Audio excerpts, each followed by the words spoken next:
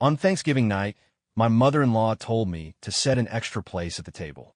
It was for her husband, who'd been dead for years. I kept my head down. Of course, Karen, I said. Tonight's all about a proper family reunion. Karen's eyes were glued to the slab of A5 Wagyu on the table. She swallowed hard, then turned to me with that familiar air of command. You don't deserve a single bite of beef this good, she sneered. Bring the charcoal hot pot to the table, and then get the hell out. Go make some money. We're having Chloe's boss over tonight. The sight of you is enough to make a person lose their appetite. I pressed my lips together. My wife Chloe's boss, Mar Peterson, was coming for dinner. Perfect. One big, happy family, sent off together. Chloe looked at me, her expression as cold as the November air outside. Honey, I'm out of that face mask ski-like, and I need it for tonight. Could you run out and get some? She said. Go to the CVS down in the alley. It's $2 cheaper than the supermarket. See how frugal I am. I just saved you $2 whole. I lowered my gaze and gave a calm nod. My brother-in-law, Kyle, was lounging on the sofa, chain-smoking and basking in the glow of a recent Call of Duty, Warzone victory. Hey, doormat, he yelled, agitated. I'm out of smokes. Go give me a pack while you're out. American Spirit Sky, the $45 carton. I feigned confusion, pretending I didn't know which ones he meant. Kyle cursed, calling me useless, and then sent me a text with a picture of the carton, adding a note to get them from the smoke shop on the corner. I sighed, a mask of disappointment on my face. It's a shame Heather won't be here, I said. Otherwise, it would have been a true family reunion. I carried the heavy charcoal hot pot to the dining table and then cracked open a window. Karen immediately let out a theatrical sneeze. You useless idiot! Are you trying to freeze me to death? It's about to snow out there. What are you doing opening a window? I put on a wounded expression. You're using a charcoal pot indoors. Without ventilation, you could get carbon monoxide poisoning. Chloe shot me a look of pure disdain. Are you wishing we were dead? You think we're stupid? We'll open it ourselves if we need to. Now go get the stuff. I kept my head bowed, my eyes catching the bottles of high-proof tequila lined up on the floor. After a few shots of that, they wouldn't notice a thing. I took a handful of millet seed from a bag and carefully scattered it on the outside windowsill. I've been doing this every day for the last month. A small flock of sparrows had come to expect it. Kyle burst out laughing. My pathetic brother-in-law. You're a real saint, aren't you? Can barely feed yourself, and you're worried about feeding the damn birds. I glanced at the pot of soup simmering on the stove and reminded them again to watch the flame. None of the three bothered to answer me. I slid the window shut, shrugged my shoulders, and walked to the front door. The moment I opened the door, I came face to face with our building's property manager, Mark Peterson. Mark was in his 40s, with a greasy, self-satisfied look on his face. He eyed me with a mixture of challenge and contempt. I just lowered my head and shuffled past him. I pulled the apartment door shut, making sure it clicked. In my mind, a single thought echoed. Goodbye forever, Chloe. Down in the parking lot, I saw a few birds circling in the darkening sky. They chirped frantically as if trying to tell a story. At the same time, from the corner of another building, I saw the gleam of two pairs of eyes belonging to a couple of stray cats. I lowered my head and walked away from the apartment complex, my face a blank mask. With double the insurance, their reunion tonight was all but guaranteed. I drive for Lyft to make ends meet.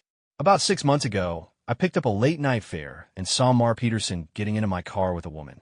That woman was my wife, Chloe. I was wearing a mask, so she didn't recognize me. Through the whole ride, the two of them schemed about my two properties. A chill went down my spine. The apartment we were living in was my premarital property, solely in my name. After we got married, Chloe moved her mother, sister, and brother in with me. They ate my food, lived under my roof, and now they wanted to steal it from me. This was the woman I had shared a bed with for 3 years. The other property was a house my father had left me, and I realized they were after that one, too. From that moment on, I swore I would make Chloe and her entire family's lives a living hell. That night was the beginning. I was going to make them pay. It wasn't just about getting revenge on Chloe, but on that old witch, her mother. Karen wasn't just cruel and vicious. She was rotten to the core. Before we got married, she was the one who demanded I pay off $100,000 of their family's debt. Right before we left for the courthouse, she demanded another $10,000 in cash for the pain of giving her daughter away. It bankrupted my family, but we scraped it all together to bring Chloe home. Karen took the money and stashed it all away, rubbing her hands together with glee like a disgusting horsefly. "This money is for your brother's future," she declared. "If anyone touches a dime of it, they'll have to deal with me. And your entire paycheck comes to me every month. I'll save it for you." After the wedding, she couldn't stand the sight of me. Besides taking my salary, she openly tried to set Chloe up with rich men. But the worst part, the absolute worst, was that my recent health problems. The sickness, it was her. She was the one who had been poisoning me. If she didn't die, I would never know peace. Her son, Kyle, was a classic mama's boy. He looked harmless enough, but he had his mother's venom running through his veins. He did nothing but leech off us all day, playing video games. When he finally landed a job, he got Chloe drunk and tried to push her into his boss's hotel room to secure a promotion. I fought like hell to get Chloe out of there, only to have her scream at me. "Did you really think I was that drunk? You think a few drinks would be enough to take me down if it wasn't for Kyle? You just had to stick your nose where it doesn't belong." Kyle, furious, punched me so hard I flew backward, then kicked me a few times while I was down. "You spineless loser. If you were worth anything, would I have to resort to this? Your dad's old house in the suburbs is about to be bought out by that new development, right? Every single cent of that buyout money goes to my mom, or I'll kill you." Speaking of the buyout, my father's death was on them, too. Chloe's older sister, Heather, was the one who caused it. In a twisted scheme to secure the buyout money, Heather actually tried to seduce my aging father, hoping to marry him. When my dad refused her, she spread vicious lies, claiming he had assaulted her. The shock and rage of the false accusation caused my father to have a fatal cerebral hemorrhage. With no evidence, the matter was dropped. The property deed ended up in my hands. The whole family repeatedly pressured me to sign it over to Chloe. But with so much hatred in my heart, I would never grant them that wish. Chloe and Mark's plotting over my two properties involved one disgusting scheme after another. Luckily, I was prepared. Otherwise, I would have been wiped out long ago. Now it was my turn. I was sending them all to their family reunion in hell. I have been a meek, spineless coward for over 20 years. Tonight, I would have my revenge. I planned this for months. It had to be seamless, with no loose ends, no trace leading back to me. It required careful execution and bold assumptions. I was designing the perfect revenge, one that would leave me blameless. My wife was vain. I calculated her usage of that face mask, timing it so she would run out on this specific day. I'd forgotten to buy it several times before, all to set the stage for Thanksgiving. My mother-in-law loved to eat. Since Thanksgiving was the day, I pre-ordered the expensive Wagyu beef the day before. If anyone looked into it later, they'd see the actions of a dutiful, generous son-in-law. My brother-in-law was a chain smoker, needing at least 2 packs to get through a gaming session. But on Thanksgiving, I only left him one. The other would require him to send me out. To create my alibi, to make sure my story was plausible, I even had Kyle text me a specific request, proving I had to go out of my way to that particular smoke shop for him. Even my sister-in-law, Heather, lazy, greedy, and always hungry, was someone I counted on. A feast like this was something she would never miss. As for why I chose Thanksgiving for my revenge, there were 3 main reasons. Chloe would be entertaining Mark tonight. I wanted the 2 adulterous lovers to go to hell together. On a major holiday, everyone is home, using more electricity and gas. The probability of an accident would be statistically higher. I had been checking the weather forecast for a week. It predicted cold temperatures and rain, giving me the perfect excuse for them to demand I shut the window. The only thing I hadn't accounted for, the one variable I missed, was Heather. An hour before dinner, she found out some pop star she was obsessed with was doing a surprise show downtown. She was going to the concert instead of staying for dinner. It happened so suddenly that I had no plausible reason to convince her to stay. I could only watch quietly as she left. I lit the charcoal pot. The briquettes were slightly damp, which would make them release even more carbon monoxide as they burned. I had already put out the birdseed, which I had laced with an aromatic attractant. The birds loved it, and it made them sing. Their singing would attract the stray cats. I looked back at the 3 of them in the room, at their ugly, greedy faces, and felt my last shred of hesitation vanish. Under their contemptuous glares, I played the part of the obedient husband and left. Tonight, a spectacular firework display would erupt in their honor. I left my apartment and walked for 5 minutes to the CVS to buy my wife's face mask. The cashier chuckled and said I was a good husband. I smiled back and said, when your wife is that beautiful, you have to spoil her. He gave me a thumbs up. I subtly noted the security camera above the register, feeling nothing. I paid with a sheepish grin on my face. I checked the time. Only 10 minutes had passed. The walk back would take about 5. After buying what Chloe wanted, I turned and walked in the opposite direction. Kyle needed his cigarettes. The air was cold and damp. Thick clouds blotted out the moon. A few sparse raindrops began to fall. I squinted slightly. The street camera on the corner had already captured me. Then I accidentally stepped on a loose piece of gravel. My feet went out from under me, and I tumbled spectacularly into a deep construction trench by the side of the road. I didn't fake it. The world spun, and a searing pain shot through my left ankle. I think it was broken.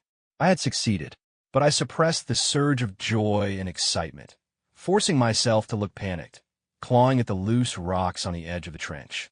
A chunk of dirt broke free, and I rolled deeper into an open sewer pipe at the bottom. It was dark, damp, and smelled of filth. I felt a warm trickle of blood on my forehead. Still, I managed to pull out my phone and check the time. 20 minutes had passed. I dropped the phone beside me, and the screen shattered. I stayed in the position I had fallen in, closed my eyes, and let my lips tremble. Images from the past few years flashed through my mind. My treacherous wife, my greedy mother-in-law, my arrogant brother-in-law, my cruel sister-in-law. Thanksgiving, a night for family reunions. Tonight, I was sending them to theirs. Every second stretched into an eternity. Even my breathing seemed to stop. It felt like a century had passed before I heard a muffled boom from the direction of my apartment. The ground shook and loose dirt rained down on my face. An explosion. My lips trembled. A shock went through me. Did it work? What was happening back at the apartment? Tears streamed from my eyes. At that moment, I wanted desperately to climb out of that sewer and run back to see if those people were finally gone.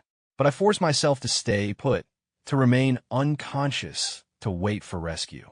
My mind was racing. Did I leave any clues? If the investigation was thorough, would the police find anything? I don't know how long I lay there. The cracked screen of my phone seemed to light up, and I heard the faint buzz of a vibration. I ignored it. An unconscious man doesn't answer his phone. More time passed. Then, suddenly, a voice from above. Hey, somebody call 911. There's a guy down here. He fell in the sewer. I let out a breath I didn't know I was holding. I remained limp as they pulled me out and rushed me to the hospital. After they revived me, I woke up with my head and ankle wrapped in bandages. A doctor stood over me. Sigh. You're lucky they found you when they did. If you'd been down there all night in this cold, well, you might not have made it. There was a big accident in your area tonight. A lot of casualties. I have to get back to the ICU next door. He paused. Oh, and your phone kept ringing. I answered it. A woman said she's on her way here. I put on a groggy, confused act. How long until I can leave? My wife is waiting for her face mask. The doctor gave me a look filled with pity. You won't be going anywhere for a while. You have a fractured ankle and a concussion. I don't think the face mask is a priority right now. Just then, I heard a frantic scream from the hallway. A moment later, my sister-in-law, Heather, burst into the room and slapped me hard across the face. The room spun. I cried out innocently, Heather, what are you doing here? Her eyes were bloodshot. She slapped me again. You worthless piece of trash. You killed my mom and my brother. I'm gonna make you pay for this. I froze. It wasn't her words about her mother and brother that shocked me. It was the implication. Chloe wasn't dead. What are you talking about? Karen and Kyle are dead. That's impossible. You're lying, right? Heather collapsed onto the floor, sobbing and cursing my name. A nurse rushed in to calm us down. The doctor spoke softly. There was a gas explosion. Your mother-in-law and brother-in-law were killed instantly. Your wife and another man are in the ICU. We didn't want to tell you just yet. I went numb. Then, as if possessed, I threw off the blankets, scrambled out of bed, and half crawled, half ran to the ICU. Through the glass, I saw Chloe, wrapped head to toe, in white bandages, tubes running in and out of her body. In the next bed, Mark Peterson's lower body was gone. His breathing was shallow. I wanted to laugh, but I forced myself to wear a mask of grief. "Doctor, how is my wife?" The doctor, seeing my pathetic state, sighed. "She has severe burns all over her body. She was also 2 months pregnant. I'm very sorry, but we couldn't save the baby." My lips trembled. The child wasn't mine. I pressed my face against the glass, my body racked with sobs. "Chloe, I just went out to buy you a face mask. How did this happen? I regret it so much." "What happened?" I slid to the floor, a helpless, hysterical mess. The doctor sighed again. "It's a miracle your wife and that man survived it all. They were in the bedroom, not the dining room. Otherwise, they would have been killed instantly." He paused, a flicker of confusion on his face, as if he was just realizing why my wife and another man were in the bedroom together. I pretended not to notice, my face a perfect picture of bewildered grief. Later, I took a taxi back to my apartment building. The entire area was cordoned off with yellow police tape. A crowd of neighbors stood around, murmuring. My floor was a blackened, charred wreck. The apartments above and below mine were vacant, so the only casualties were my family. I stumbled forward, trying to get home, but an officer stopped me. My voice trembled. "I want to go home. What happened to my home? Why was there an explosion? Why?" I howled, collapsing to the ground and rolling in agony, ignoring the pain in my head and my ankle. Such a good man. Works himself to the bone, and this is what he gets. He was the best son-in-law. Now his whole family is gone. The neighbors whispered around me. For the last few years, they had seen me do everything for that family. They saw a good man get the worst possible luck. His home gone. His family gone. Soon after, Heather and I were taken to the police station. A middle-aged detective led me into an interrogation room. His scrutinizing gaze made my skin crawl. "We're very sorry for your loss," he began. "Don't be nervous. We just have a few routine questions." I kept my head down, lost in my world of sorrow. The detective asked me why all the windows in the apartment were closed. A younger officer took notes. Their theory was clear. The windows were shut, the carbon monoxide levels rose, the family passed out, there was a power outage, and when someone lit a flame, the leaked gas exploded. My eyes widened in shock. Before I left, my mother-in-law said she was feeling sick and asked me to close the window. She said they'd open it later if they needed to. My wife told me they'd be careful. The mention of Chloe sent me into another fit of weeping. The detective's eyes narrowed slightly. "Your neighbors told us you do all the cooking. There's a pot of soup still on the stove with a burner on. Why did you leave the house?" I choked back a sob, my fists clenched. It was Thanksgiving. My wife had been craving hot pot, and my brother-in-law wanted chicken soup. I got the hot pot ready and put the soup on a simmer. Then my wife said she was out of her face mask and asked me to go buy some. I told them about the soup on the stove before I left. I thought they would turn it off. The police had likely already investigated the family's personalities and habits. My story of running out in the cold rain on Thanksgiving night to buy a face mask probably didn't even seem strange to them. The detective continued. "The alcohol in the house was yours, wasn't it? It was very high proof. A little would be enough to make someone dizzy." I lowered my head, pretending to search my memory. My wife asked me to buy that. She saw it on TikTok and said it looked good. And since we were having a guest over, she said we should serve something nice. The detective nodded. They had probably already recovered the text messages between Chloe and me, which would corroborate my story. The real reason she wanted that tequila was because I had come home drunk one night and told her about it, and she'd said she wanted to try it. As for the hot pot, that was my setup too. For the past week, I had cooked nothing but stir-fries until they were sick of them. Then I made sure to watch a food show about hot pot on TV until their mouths were watering. "What time did you leave the house last night?" the detective asked. I frowned, feigning difficulty. Most people wouldn't remember such a detail. "I'm not sure. Around 6, maybe." He nodded, then asked casually, "After you bought the face mask, why did you take a different route?" I knew they must have the security footage of my fall. If I hadn't changed my route, I wouldn't have had my accident. I would have returned home on time, discovered the gas leak, and prevented the tragedy. Tears streamed down my face. My brother-in-law asked me to buy him cigarettes. I don't smoke, so I don't know much about them. He told me to go to a specific store. He even sent me a text about it. My phone screen was shattered, but it still worked. I opened my messages and showed the detective the text from Kyle. "American Spirit Sky. The smoke shop on the corner is the only place that has the real ones." The detective looked at it, nodded, and handed the phone back to me. They had everything. The security footage of my movements after I left the apartment, my text history with my family. This was just a formality. No one could possibly imagine that a person would orchestrate something so elaborate. The detective stood up and shook my hand. Thank you for your cooperation. Please accept our condolences. You're injured yourself, and you have to take care of your wife. We won't keep you any longer. I left the room and saw Heather in the hallway. Her face was pale, her eyes puffy from crying. You pathetic loser. You killed my mom and my brother, and you made Chloe lose her baby. You should be in hell. My voice choked with emotion. I'm sorry, Heather. It's all my fault. If only I had turned off the stove. If I hadn't made the hot pot. If I had just come back sooner, none of this would have happened. Heather pointed a shaking finger at me, screaming at the officers. Did you hear that? He admitted it. He killed my family. Arrest him. He's a murderer. This was his revenge. The middle-aged detective's eyes narrowed at the word revenge. But when he questioned Heather further, she couldn't provide any specifics, only sputtering incoherently and demanding they arrest me. Of course, they didn't, but I knew they would probably dig deeper now. I let out a quiet sigh of relief. For now, it seemed my story was holding up. The police would investigate our family dynamics, but I had nothing to hide. Let them investigate.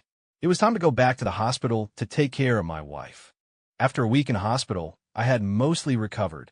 Chloe was finally moved out of the ICU. She had severe burns all over her body, but was conscious. The doctor, however, shook his head and told me she had a massive infection and wouldn't last long. Mark Peterson was paralyzed from the waist down, destined to spend the rest of his life in a bed. Chloe knew her mother and brother were dead. She was too weak to cry, but tears constantly streamed from her eyes. I took her hand. Honey, they've already been cremated and buried. Don't be too sad. You need to rest and get better. It doesn't matter that the baby is gone. We can always have another one. Chloe's eyes shot wide open. She knew perfectly well that we hadn't been intimate in over 6 months. She saw the meaningful look in my eyes and flinched. There was no one else in the room. No cameras. I leaned in close to her ear and whispered, Honey, did you enjoy the tequila? How was the hot pot? Her pupils dilated in terror. Her voice was a raw, hoarse whisper. It was you. You did this. Somebody, help me. He's a murderer. I let go of her hand just as a doctor rushed in. I turned to him, my voice filled with anguish. I'm sorry, Chloe. I was wrong. I regret everything. Please get better. I'll be right here with you, always. Chloe's vitals started blaring alarms. She continued to scream hysterically until the doctor gave her a sedative. That night, Chloe woke up. There was a strange clarity in her eyes. The doctor shook his head. It was a last burst of energy. She wouldn't make it through the night. She cried, struggling to sit up. Ethan, she rasped. I was wrong. Please forgive me. I love you. You're the one I love. There was nothing between me and Mark. I took her hand, tears welling in my own eyes. Honey, just focus on getting better. I'll make sure you get the best treatment. You have to believe me. When I put my mind to it, I can keep any living creature safe and sound. Chloe stared at me, confused. I continued softly, Look at the sparrows. I'm the one who kept them alive, aren't I? I fed the millet seed, and they kept coming back to our windowsill. I smiled faintly, and when the birds came, the stray cats had something to hunt. The cats would climb and jump all over the building, and eventually one of them snagged that old frayed electrical wire, pulling it down. That's why the power went out. And when the power went out, your brother went looking for a candle. He lit a match and, boom, silence. A terrifying, absolute silence. Chloe's breathing became ragged, her eyes flashing with a wild light. You're a monster. It took her a long time to force out the words. I gazed at the moon outside the window. Everyone has a little devil inside them. I said calmly, You're the ones who let mine out. I turned back, lowered my eyes, and took her hand again, pressing it against my cheek. My sweet wife, my darling Chloe. I heard Mark has a wife and a daughter. If you die, I think I'll try my best to win his daughter's heart. He never got to be your husband, so I'll just have to be his son-in-law. Heh. Chloe suddenly became agitated, her nails digging into the back of my hand, drawing blood. Ouch. Honey, you're hurting me, I said, my tone unchanged. I'm not finished. Your mom is dead. Your brother is dead. You and your sister are the only heirs to their estate. You probably won't live through the night. You all had life insurance policies. Your sister and I are the beneficiaries. What if I married her? Then all her money would become my money, wouldn't it? Chloe bolted upright, staring at me, her eyes filled with pure terror. After a long, gasping breath, she spoke. So the face mask, my brother's cigarettes, the tequila we drank, the hot pot, the soup on the stove, it was all part of your plan from the beginning, wasn't it? I said nothing. I just watched her. She let out a bitter, rattling laugh and fell back against the pillows. You're horrifying, she whispered. In the next life, I'm staying far away from you. Chloe died with her eyes wide open. I cried as I saw her off.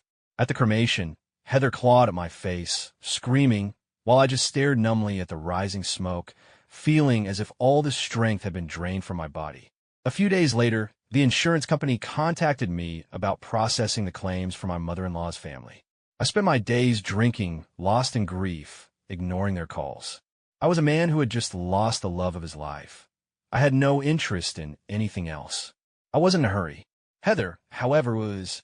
The beneficiary for Karen's and Kyle's policies was listed as Chloe. The beneficiary for Chloe's policy was me. With all three of them dead, as Chloe's legal spouse, I was entitled to everything. Buying that insurance was originally one of their schemes to get rid of me. After we married, they complained I didn't make enough money and constantly urged Chloe to divorce me to get half of my property. To facilitate the divorce, they had been secretly giving me medication to lower my sperm count. Luckily, I found out in time, or I would have been rendered sterile for life. After that, I secretly installed security cameras in the house and recorded everything. I had recordings of them discussing how to get me to leave with nothing and, eventually, how to kill me. From that moment on, I began to plan my revenge. First, they tried to hire someone to seduce me and get evidence of me cheating, so they could blackmail me into giving up my assets. When that failed, they gave up. Next, they planned to poison me, making it look like an accident. That way, Chloe would inherit the apartment and my father's house, which was about to be bought out for a huge sum. They also considered staging an accident after taking out a massive life insurance policy on me, which would set them up for life. Chloe took me to the insurance agent herself. She bought a policy for me to secure our future. I was so moved I wept. Then I took out my own savings and bought policies for her and every member of her family. No one suspected a thing, and so the stage was set for my design. While I was out, they would gather and discuss how to stage my accidental death, looking up countless methods online. I have them to thank, really. I learned the pros and cons of various murder techniques without ever having to search for them myself. While they were researching, I was watching the security footage. I never had to leave a digital footprint that could be traced back to me. In the age of big data, the police can track every website you visit, every search you make. I wasn't going to give them any evidence to find. I had noticed the frayed electrical wire near the windowsill weeks ago, and I had seen the stray cats playing there. The idea began to form. I had the method, but I needed a bulletproof alibi. The wire, the gas, Mark, Chloe, the sparrows, the cats. I spent a month thinking about it. Finally, I came up with the perfect alibi. What if the apartment filled with carbon monoxide and leaking gas, but at the exact same time, I was trapped in a sewer? I had a phone. I could have called for help. But what if I was unconscious and my phone was broken? Next, how to make sure they didn't notice the gas. A rainy day, an excuse to keep the windows closed. High-proof alcohol to cloud their judgment. A pot of soup filled to the brim, guaranteed to boil over and extinguish the flame on a gas stove. Enough stray cats to ensure one of them would eventually snag the wire. A lighter in my brother-in-law's hand, ready for when the power inevitably went out. I spent a month refining every link in the chain. When the day finally came, right before the explosion, I discreetly removed the hidden cameras I had installed, leaving no trace. The camera system itself was one Chloe had bought years ago to guard against burglars. It had been sitting and used at the bottom of a storage bin ever since. A few more days passed. The police called me in, saying the insurance company required an official report confirming the accidental deaths. The middle-aged detective looked at me with a strange expression in his eyes. When an accident is composed of too many coincidences and involves a multi-million-dollar insurance payout, it starts to look less like an accident. They had found the insurance policies and verified the details with the agent. Chloe had indeed bought a policy for me first, and I, moved by her gesture, had immediately bought policies for her entire family on the same day. The detective's eyes narrowed. You know that Chloe and Mark Peterson were not killed instantly because they were in a bedroom together, correct? I nodded. The doctor told me. I suppose they drank too much and went into the wrong room. Is there a problem? He pressed his lips together. We still have some questions. Were you aware that your wife and Mark were having an affair? I shook my head, my face a mask of ignorance. He continued. Why did you add spices to the millet seed you were feeding the birds? My heart skipped a beat. They were suspicious. It's been cold, I said. I was worried the birds wouldn't have enough energy, so I added some spices and nutrients to their food. He thought for a moment. The leftover charcoal in your kitchen was damp. What?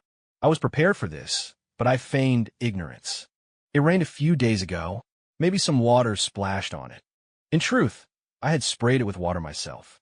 The detective then played a video on a monitor. It was the security footage of me falling into the trench.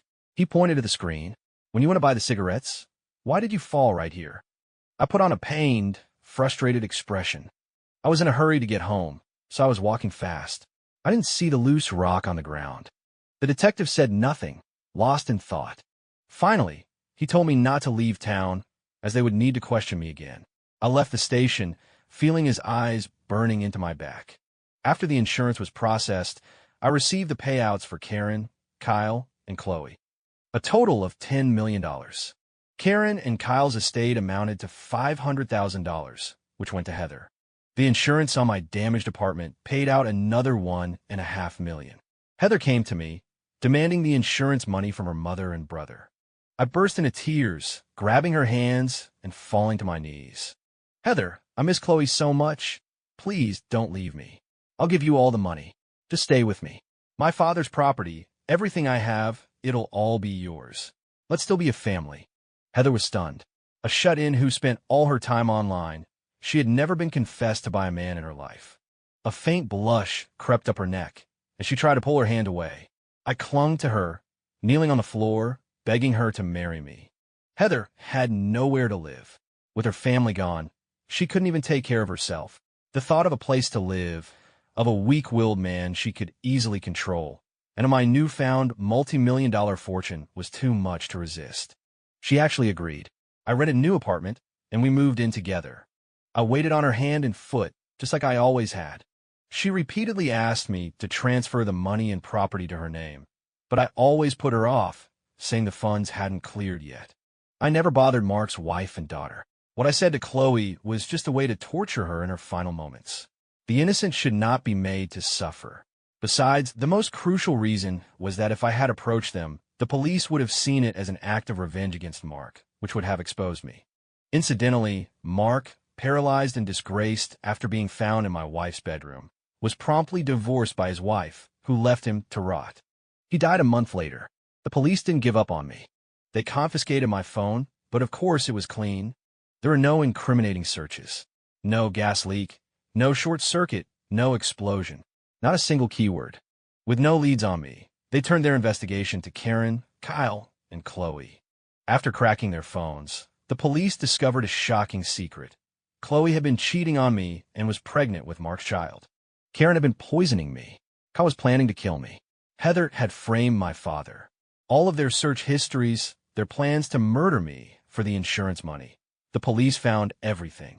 The investigation revealed a vicious plot by the entire family to kill me. If it weren't for the explosion, I would have been the one who ended up dead. Heather, as the only surviving conspirator, was arrested. Under intense questioning, she confessed to the entire family's persecution of me. She was eventually convicted of conspiracy to commit murder. Her sentence wasn't long, but given her complete inability to function in the world, she'd be helpless when she got out. I have plenty of time to play with her then. On the day of her sentencing, the middle-aged detective found me. He was out of uniform. He offered me a cigarette, his expression unreadable. So, what are your plans now? I watched the traffic flow by on the street and sighed. I want to find a place far away from here. Chop wood, raise horses, live a quiet, simple life. He lit my cigarette, his gaze distant. To each his own. Every family has its own problems. Live a good life from now on. Don't let bitterness consume you. The world has a way of balancing itself out. I didn't know what he was trying to say, and I knew better than to say too much. The less I spoke, the better. He gave me one last, long look, nodded slowly, and walked away. Just before he disappeared in a crowd, I thought I heard him whisper, "You were the perfect victim, but not the perfect suspect." Right before you fell, you looked up at the security camera. Boom. My scalp went numb, my mind blank. I watched as the detective vanished into the sea of people.